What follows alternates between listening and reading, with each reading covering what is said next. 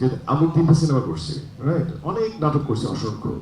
তো আমি একজন প্রফেশনাল প্রফেশনাল অভিনেতা, আমার কাছে কোনো পর্দা ম্যাটার করে না, এটা অনেক আগের থেকে করে না। কিন্তু নাওএডেজ মানুষের কাছে এটা নিউ থিং যে পর্দা ম্যাটার করে না। আমরা তো অনেক আগের থেকে বলে আসছি যে অভিনেতার কোনো পর্দা নাই।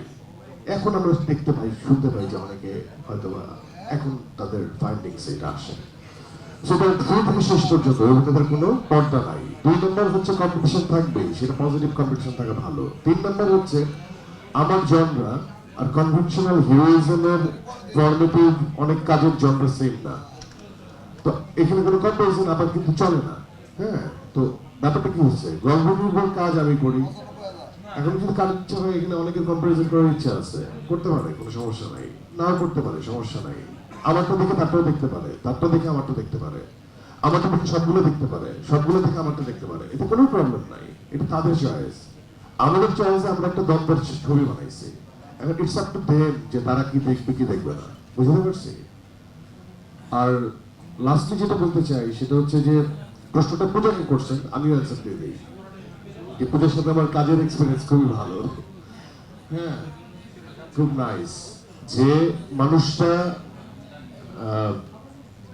আমার কাছে মনে হয় সে মানুষটার মৃত্যু সেখানে যার চেষ্টা থেকে যায়, যে মানুষটার মৃত্যু সেখানে যে আসলে নিউনেস নিয়ে আসে না, যে মানুষটার মৃত্যু সেখানে যে আসলে সফটওয়্যার আপডেট দেয় না। হ্যাঁ, তো এই দেখেন যখন কথা চলে যে এটা কি গুড লাইফের নকল কিনা, বা কথা চলে যে এটা কি এভাবে বানানো হয়েছে কিনা, তো এক হৃদয় কি আসলে কপি সিনেমা বানায়? 2, এটা কি কোশ্চেন করছেন যে শাহরিয়ার শাকিল কি কপি সিনেমা বানায়, বা কেউ কি দেখছে যে আমি নিজে কোনো কপি স্টোরিতে কাজ করি?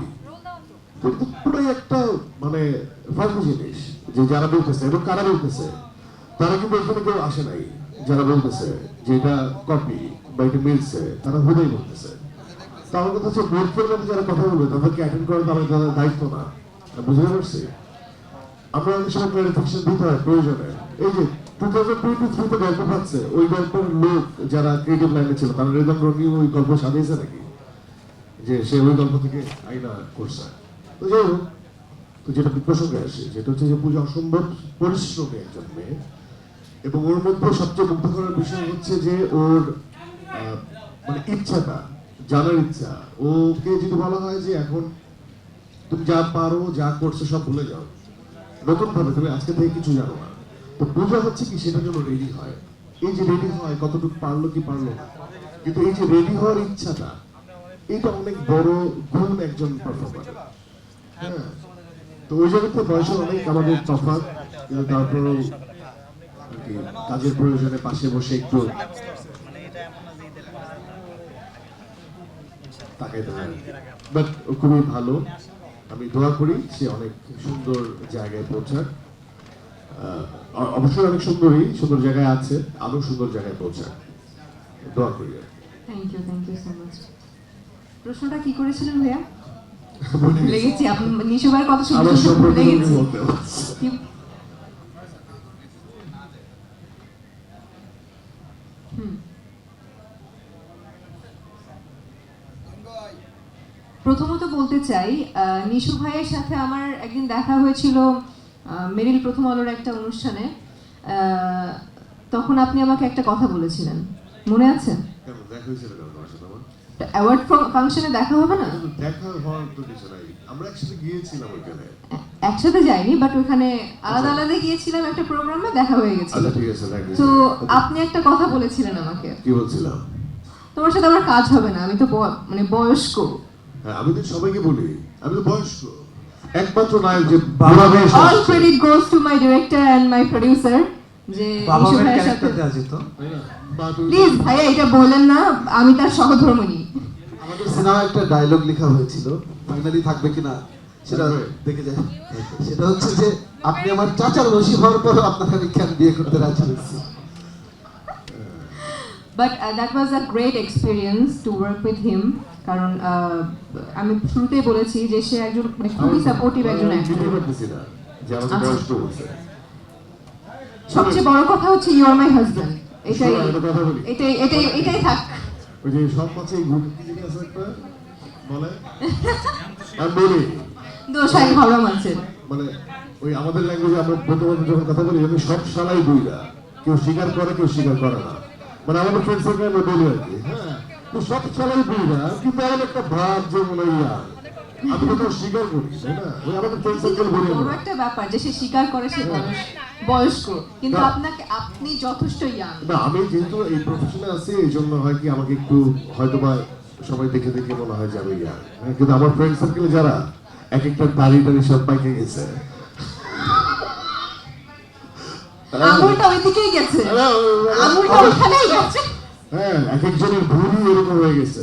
হ্যাঁ, তো যাক, যদি অ্যাক্টর না হয়ে যদি ডিরেক্টর হইতাম তাহলে হয়তো বা আমার অনেক বড় বড় চুল থাকতো, এইখানেও আসতাম হাফ প্যান্ট পরে। হ্যাঁ, খুব ক্যাজুয়াল থাকতাম, আরো বেশি ক্যাজুয়াল থাকতাম। যাই হোক, 70 বছরেও যে দাড়ি পাকে না এটার এক্সাম্পল হচ্ছে নিশো। শুধু কিন্তু আমার না, অনেকেরই পাকে না। ওটা দাড়ি রাখার যে স্টাইল, না, সেটা এটা নিশো বুঝে নেয় যে দাড়ি এটা পাকে নাই, আমি সাদা রং করছি। না না, আমি বললাম যে দাড়ি পাকা দাড়ি, যেমন আমি কোনো মেকআপ নিয়ে আসি না। হ্যাঁ, এটাও একটা প্রবলেম, আমি কেন মেকআপ নেই না। হ্যাঁ, এই কোনো শোতে আসলে আমি কোনো মেকআপ নিয়ে আসি না। ছোট ছোট ছোট ছোট যে লিমিটেশন চেহারা, এটা আমার দেখাতে ভালো লাগে, চোখের নিচে কালি, এটা দেখাতে ভালো লাগে, কিন্তু অনেকে বোঝে না কিন্তু। তো এটা নিতে হয় না কি হয়, তো সারা জীবন ভাবতাম যে মেয়েরাই মেকআপ নেবে, ছেলেরা কেন নেয়। হ্যাঁ, আবার আমি বলি যখন আমি বুড়া, তখন এটাও প্রবলেম যে উনি নিজে কেন বুড়া বলে। তো আমি তো বলি যে আমি তো তাও স্বীকার করি, তাই না? আমার এই যে দাড়ি মানে আমি যখন অ্যাজ এ মডেল কাজ করতাম তখন আমাকে আফজাল ভাই ইন্ট্রোডিউস করা দিয়েছিল সুদাশ্রী মডেল, এবং তারা তখন ফাইট করছিল অমিতাভ ভাই, আফজাল ভাই, যে তখন সবাই ক্লিন শেপ থাকতো, একমাত্র আমি দাঁড়িয়ে ছিলাম। এখন সবাই দাঁড়িয়ে রাখে, ঠিক আছে? তো আমি যখন দাঁড়িয়ে রাখছি তখন সবাই ক্লিন শেপ করতো। তবে বললাম যে অনেক ট্রেন্ড আছে, এই যে কাঁচা পাকা দাড়ি এখন রাখে, এটা ট্রেন্ড। সো ট্রেন্ডের সাথে সবাই যায়, যারা যায় তারাই মানে আপ টু ডেট, কিন্তু এটার মধ্যে মানুষ ভাবলো যে এটা লিমিটেশন। তো যাক, আমার বন্ধু ট্রেন্ডের সাথে আছে, এটাও রিয়েল না, এটাও কোনো বানায় রাখছে। সব ধরনের ফেসই কিন্তু আছে, দাড়ি, কাঁচা পাকা দাড়ি।